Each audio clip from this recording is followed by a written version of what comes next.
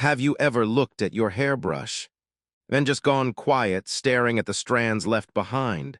Your hair starts thinning, your scalp feels dry, the itch won't go away, the dandruff lingers. And somewhere along the way, you start to believe, maybe this is just how it is now. Maybe there's nothing I can do. Now I won't promise that your hair will grow back thick and full like it was in your 20s. But I do want to show you something. A gentle way to soothe a scalp that's been tired for far too long. From aloe vera to honey, from rosemary to fresh lemon. We'll craft a simple little gel, but one that's made with care and intention. And we'll turn each hair treatment into a quiet act of self-healing. Because hair is just the beginning. Real healing, that's a journey inward, softer, slower, but never too late. One jar of gel, one deeper breath, one true moment of self-love. Start your journey right there in your own kitchen. I've met so many people who have shared this same feeling with me. They didn't come to me hoping for a full, luscious head of hair like they had in their 20s. No, they came because they missed a feeling. That feeling they used to have after a simple wash. No itching, no burning, no need to slather on anything, just lightness, relief, peace. When you're in your 50s or 60s, that's when your scalp starts whispering to you, I'm more fragile now, please be gentle with me. And if you're willing to truly listen, you'll realize that what your scalp needs isn't a stronger product, but a softer approach. That's why, in the hair gel recipe I'm about to share, there's one small detail I always remind people of. Don't use plain distilled water. Not if you can help it. Use rose water or lavender water. Because it's not just water, it's comfort. It's a way of saying, I see you, and I want to be kind. I remember one time, an elderly woman came to see me. Widowed, living alone with barely any hair left. She didn't complain, she didn't blame life. She just looked at me and asked, Doctor, is there a way to wash my hair without that awful sting? We didn't begin with medicine. We started with a gentle, homemade gel, and instead of tap water, I used rose water. 1 week later, she called me back. Her voice was trembling. For the first time in years, she said, I didn't feel like I was treating myself. I felt like I was being cared for. Because sometimes, what helps the body heal isn't the active ingredient. It's the way you choose to care for yourself. With force or with tenderness. And today, if you're ready, I'd love to walk this journey with you, starting with something so simple, and yet almost sacred, a single aloe vera leaf. Not because it's magical, but because when you combine it with rose water, honey, and coconut oil, you're not just healing your hair, you're sending a quiet message of kindness back to a part of yourself you may have forgotten. You know, if I had to choose one ingredient to be the heart of this hair remedy, it would be aloe vera. It doesn't shout for attention. It doesn't carry some bold fragrance. It just exists, quietly, gently, cool and full of life, like an old friend who's always been there, ready to heal you, if only you're willing to let it in. I still remember the first time I peeled open the skin of an aloe leaf. It was such a strange feeling, kind of like opening an old book and realizing there's something pure and untouched waiting inside. It felt clean, like morning dew, soft like tears that don't hurt, that clear gel inside. It's packed with nature's medicine, mucilage to soothe, enzymes to calm inflammation, and vitamins that gently nourish the scalp. One skin cell at a time. There was a time I treated Mr. Robert, a retired engineer with a kind face and a tired scalp. His hair was so thin. He told me that every time he wore a hat, his scalp would itch and turn red. He once joked with me, half laughing, half sighing. "Doc, I just want to wash my hair without feeling like I'm in a battle." So we started simple, just fresh aloe vera gel, nothing else. 1 week went by, then two, and then he called me, his voice brighter than I'd ever heard it. "My hair hasn't grown yet," he said, "but my scalp, it's finally stopped crying for help. You see, the foundation of healthy hair doesn't lie in the strands themselves, it lies in the scalp, and aloe vera. It's the first gentle teacher, the one that doesn't rush, doesn't force. It nourishes quietly, like rain soaking slowly into thirsty soil.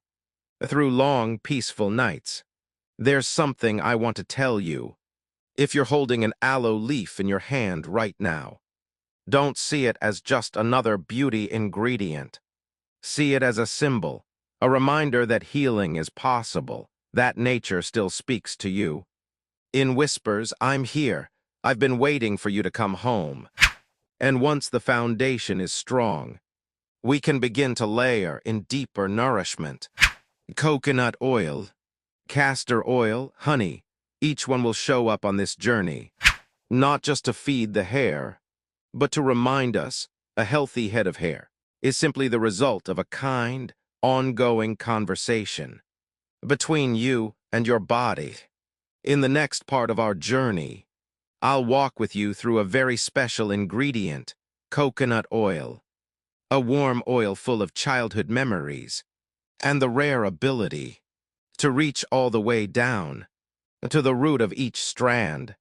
There are things that stay with us our whole lives, quiet companions, soft presences we rarely stop to appreciate. Coconut oil is one of those things. I still remember it clearly. My mother used to wash my hair with coconut oil when I was just a little boy. No fancy products, no serums, just a humble glass bottle filled with homemade oil. It sent earthy, raw, sinking into my hair and into my memories. "This oil is warm," she used to say. "It feeds the hair from the inside." And then she'd gently rub it into my scalp, with hands full of care, as if each touch said, "You are safe, you are loved." Years later, when I became a doctor, I finally understood why my mother was so right. Coconut oil contains lauric acid, a rare fatty acid that can deeply penetrate the hair shaft. Unlike most oils that simply sit on the surface, it helps prevent protein loss, softens coarse or brittle strands, and protects hair from split ends, whether from age or chemicals. But more than that, it carries warmth, and for an aging body, that warmth means more than we often realize. I once cared for an elderly man, 76 years old, who had lost most of his hair after cancer treatment. He looked at me and said, "I don't expect my hair to grow back, I just miss the feeling of someone gently touching my scalp. Like they were saying, you're still here, you're still being cared for." So I used this very blend on him, fresh aloe vera gel, and gently warmed coconut oil, not because it was magic, but because it gave him back a feeling we all need, especially when we grow older, the feeling of being alive. When coconut oil melts and blends into aloe vera, it's like memory meeting the present, soft, unspoken, but deeply felt, and that's exactly what I want you to do for yourself. Melt away the roughness, stir in the purest parts of you, and place it gently on your scalp as a ritual of love. Whether you're 55 or 85, your body is still listening. It always is. All it needs is for you to whisper to it with kindness. And coconut oil, simple as it may seem, is one of those quiet whispers, spoken straight to your tired hair roots. Next, I want to introduce you to a thicker oil. Castor oil. It doesn't wash away quickly, it clings. It holds on, like it's saying, "I won't let you lose another strand."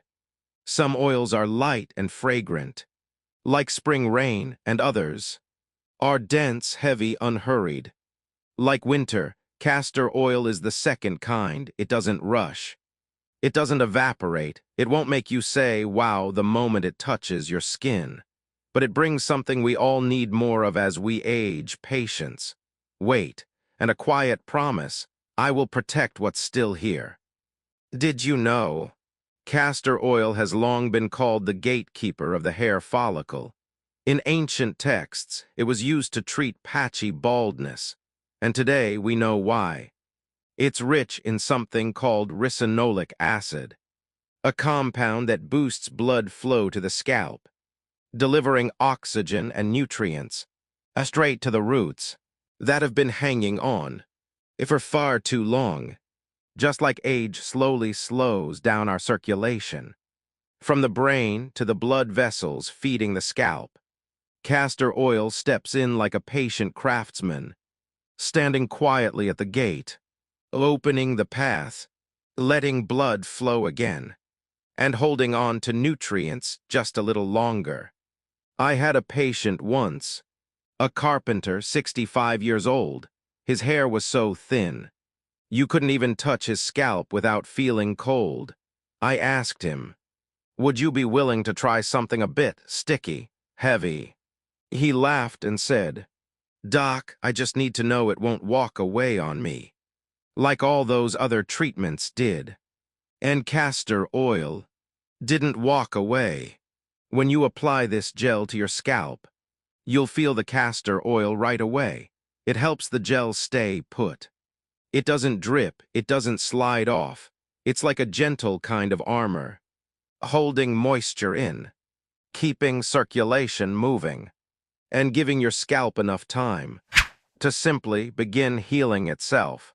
You know, after a certain age, we don't need things that act fast anymore. We need things that stay, that stick around, that are still here when the others have faded. Castor oil is that kind of presence, not flashy, but faithful.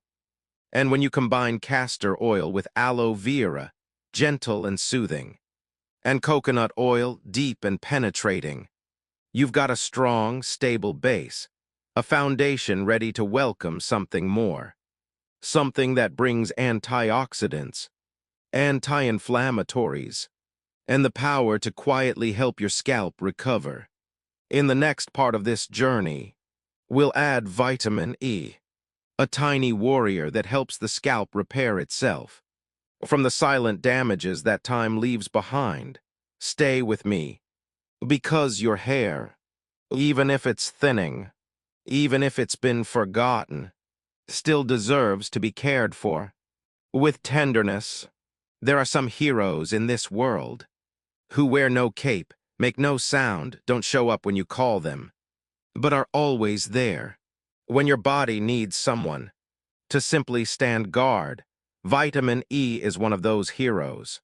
When I was younger, I used to think vitamin E was just something people rubbed on scars.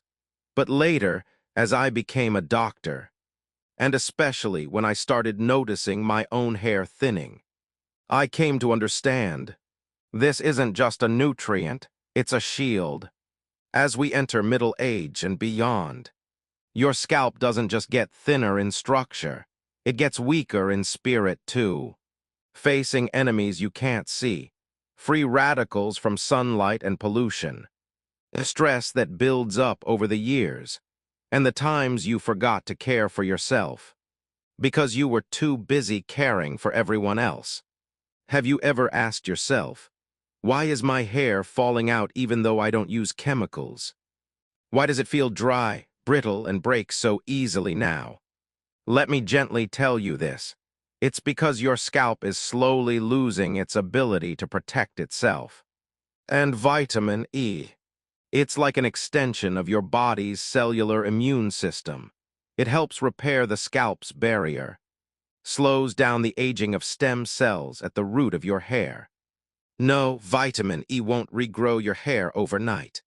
It's not dramatic, it doesn't have a fragrance, it won't make headlines, but it quietly heals what you can't see.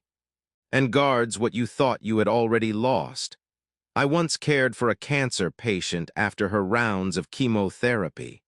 She wasn't hoping for her hair to grow back thick like it used to be. All she wanted was to feel whole again, and it was vitamin E. So small, so quiet.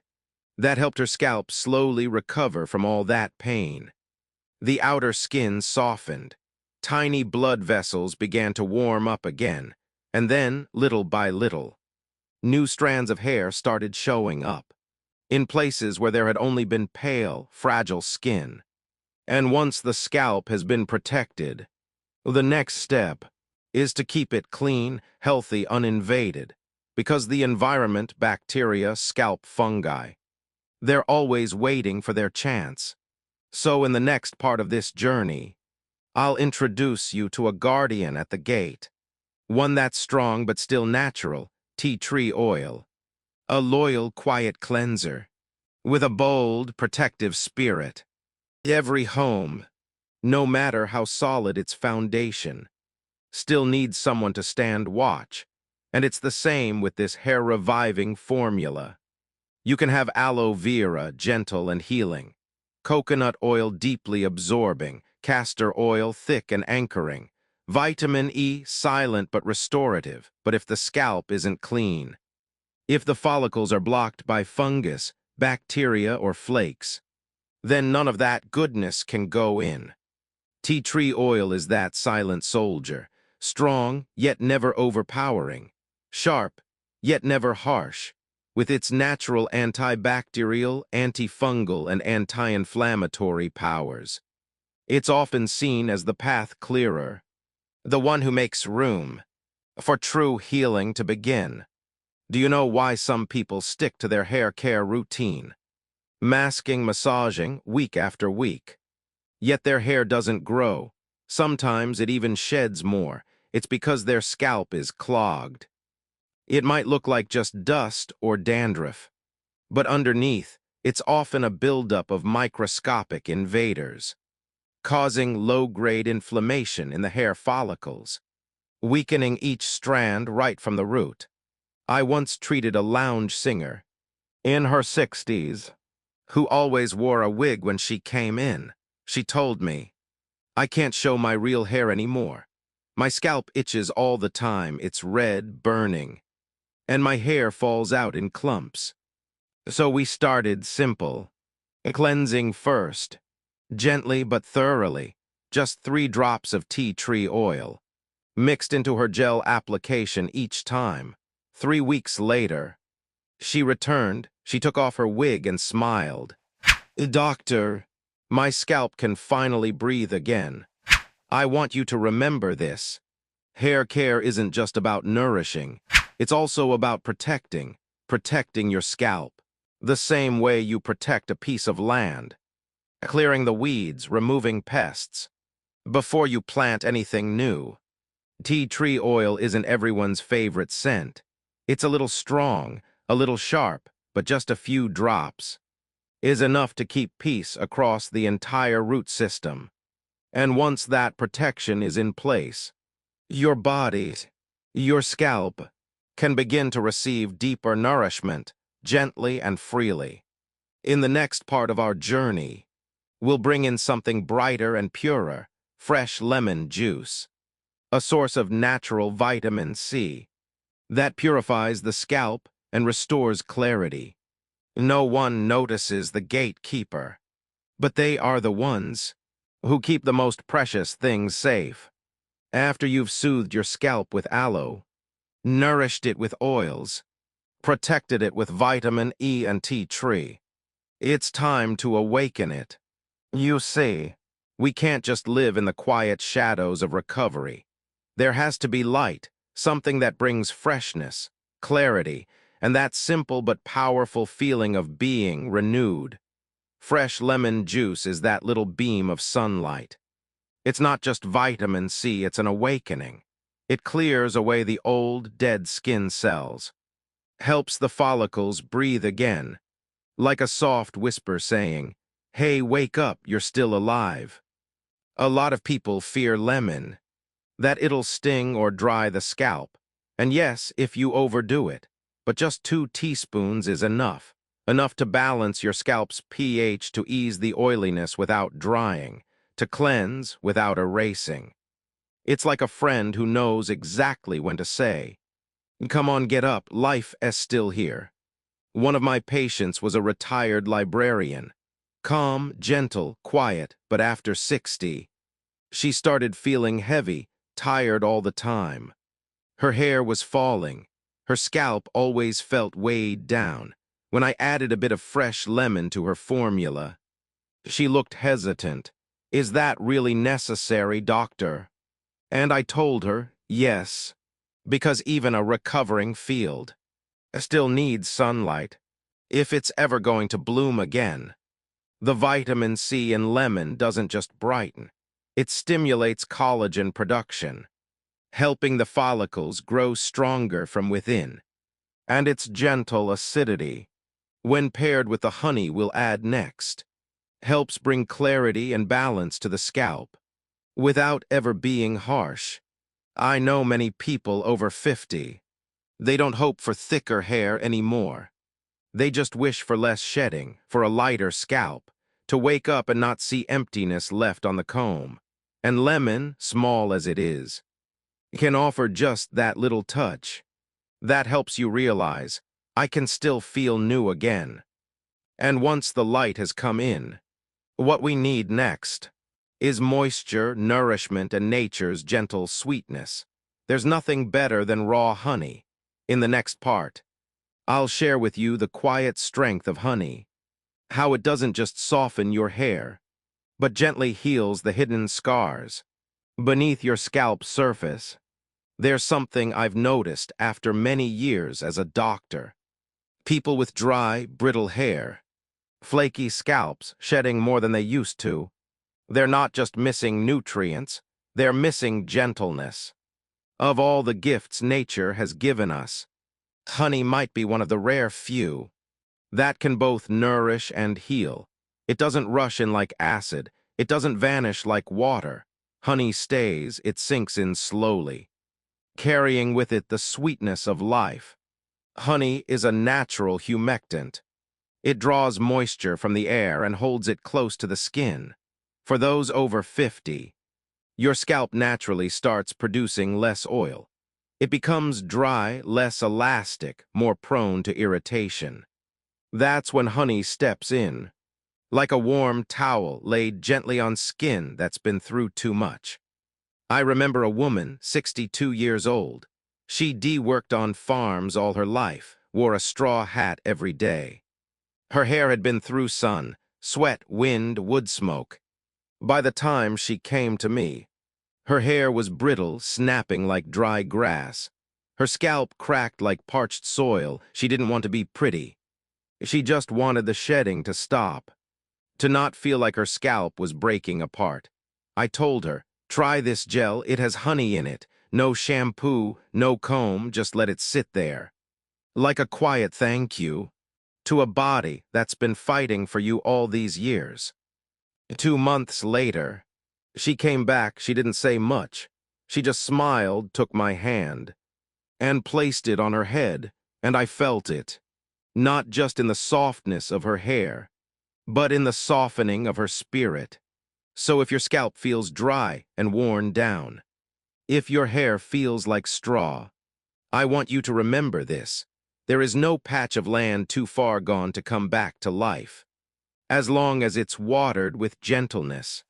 And here in this small bowl, we now have it all: the clarity of lemon, the protection of vitamin E, the steadfastness of castor oil, the soothing calm of aloe vera, and now the tenderness of honey. But the journey isn't over yet, because there is still one final ingredient, not just to nourish, but to awaken, an oil that humanity has trusted for thousands of years, to open blood flow, to stir life from the deepest roots of the hair: rosemary essential oil. In the next segment, I'll guide you to the final stretch of this journey, the moment where everything begins to move. If there's one scent that reminds me of awakening, it's rosemary, not sweet, not seductive, but sharp, crisp, earthy, and direct, straight into memory. 1, 2, 3, 4, 5, just 5 drops. But each drop feels like a gentle whisper. Wake up, dear hair roots, don't fall asleep on us now. I once came across a hand-copied scroll. It said that Roman warriors rubbed rosemary into their scalps before battle, not because it was magical, but because it cleared the mind, warmed the blood. Today, even modern science agrees. Rosemary oil helps dilate the blood vessels under your skin, boosts circulation, and brings nourishment to those fragile follicles, the birthplace of every strand of hair. When you add rosemary to the gel, the air around you changes. Your mind stirs awake, and your scalp begins to warm, not with a sting, but as if a new stream of blood has just arrived. I once met a retired teacher. Her hair was nearly white. So thin her scalp was visible, she told me, "I don't expect my hair to grow back, doctor. I just want my scalp to stop feeling cold." So we added rosemary to her blend. A few weeks later, she came back, sat down quietly, touched the top of her head and said, "It's warm again. It hasn't felt this warm in a long, long time." Rosemary doesn't grow hair overnight, but it awakens the flow. That nourishes each strand. It brings life back to a scalp that had gone quiet, from time, from pressure, from being forgotten. And now, the blend is complete. Each ingredient, like a character in a healing story, has now joined together, ready to walk with you on your path to recovery. But how you use this gel is just as important as what it's made of, because even the finest ingredients mean nothing if they're not given with care. In the next segment, I'll guide you on how to use this gel the right way, not as a routine, but as a ritual, not with urgency, but with presence, a weekly appointment between you and your own body. Some blood doesn't start flowing again until you remind it, with a scent it used to know. Now I want you to give yourself something rare, a moment that's just for you, no phones, no chores, no one needing you, and no one for you to take care of right now, just you and your hair. Step 1, gently warm your scalp. No need to wash yet. Just soak a towel in warm water and slowly press it over your scalp. The warmth will open your pores, like a soft invitation, welcoming the nutrients inside. Step 2, take a small scoop of the gel and begin the massage. No scratching, no rubbing hard. Just let your fingertips rest gently on the scalp. Then move them in small circles, from your forehead to the crown, then down to the back of your neck. You might feel tingling in some areas, or a gentle heat in others. That's your blood returning. That's your scalp finally feeling noticed, after being forgotten for so long. Step 3, use the rest of the gel to lightly coat your hair. Not too much, just enough for each strand to feel this. I still matter. I'm still being cared for. I want you to pause here, close your eyes, and just feel what it's like to be cared for, not by someone else, but by you. Step 4, let the gel sit for 30 minutes to an hour. Read a book, brew yourself some tea, or simply sit still, and let your scalp and your hair whisper to each other again. If you'd like, you can even leave it overnight. Let your body restore itself gently in sleep. Step 5, rinse gently with warm water. You don't need to shampoo unless your hair feels overly oily. If you do, choose a sulfate-free shampoo, something mild, something that doesn't lather too much. Finally, pat your hair dry with a soft towel. Don't blow dry, don't comb. Just let it dry naturally. like a leaf resting under the morning sun. I want you to think of this routine, not as beauty care, but as a ritual of restoration, once or twice a week, a pause, a moment that pulls you out of the rush and gently brings you back to this body that's carried you for decades. We often only notice our hair when it falls, only remember our scalp when it aches. But if you begin to touch it with patience and tenderness, you'll be surprised. Your body, despite all it's been through, has always been willing to heal. Your hair doesn't just need nourishment, it needs to be heard. You've walked with me through 10 chapters, each one a small step, an ingredient, a memory, a story, a reflection, and now, you don't just have a jar of gel, you have something more precious, a new way of seeing yourself. Yes, your hair may fall, it may thin, it may turn silver, but what makes us feel older isn't the hair. It's when we stop believing we can still restore ourselves. I've cared for many people over 50, and I can tell you, with all my heart, your body has never abandoned you. It's just been waiting for you to come back, even if your hair is falling, even if your scalp feels dry, even if your face carries more lines than yesterday. You are still worthy, you are still whole, you are still deserving of the gentlest care. If you keep this simple practice every week, I believe what changes won't just be your hair. It'll be the way you see your body, the way you breathe slower, the way you sit with yourself without unease. Healing has never been about medicine or machines. Healing is a journey, and it begins with one small choice. I will pause to care for myself. Thank you for walking this path with me. I cannot promise that your hair will return, like it did in your youth, but I do believe you'll feel something far more important. I am still alive, and I can still be kind to myself. Hair is just the beginning. Healing is the journey back home, to your own heart,